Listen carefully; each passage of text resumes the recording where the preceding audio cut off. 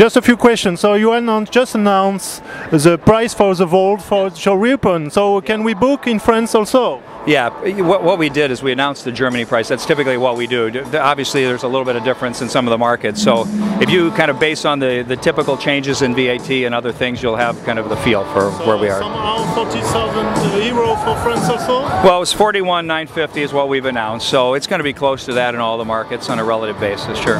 Second question. We are going to test the Volt at Pavillon this afternoon. Please. So I think you're going to be impressed by that experience. I will be in France. And are you expecting new models? Are you preparing new models after the Volt? You mean in terms of extended range electric cars? Yes. Yeah. Well, you know, our engineers are looking at that right now, so there's some things in the works. We haven't announced anything yet. You know, we're continuing bigger cars, smaller cars? We're across all cars. We're refining our gasoline engines. We're refining our diesel engines. We've got LPG cars. We've got CNG cars. We got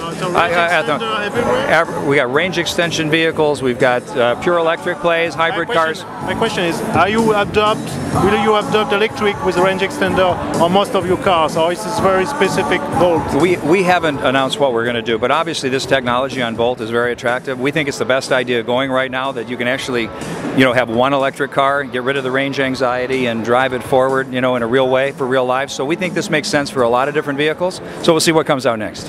So last question. So the figures are quite good for the sales in the US. How much percent you are expecting more than you expected? How much higher? Oh, in the US market. In the US market. Yeah, as I think you saw, yeah, the business was up 21%. 21%. Yeah, in the US this year for the GM brands, and I think that was, you know, with 4 brands rather than the 8 we had before. So fantastic recovery. I think customers are appreciating the new products. We're putting a lot of focus on the new portfolio of vehicles, the styling, the driving experience, the ride and handling, and the value for the money. That's what we're trying to replicate here in Europe as well. So we're pretty optimistic. As I said in my remarks, 2.5% market share was a record, all-time record for us in Europe, and we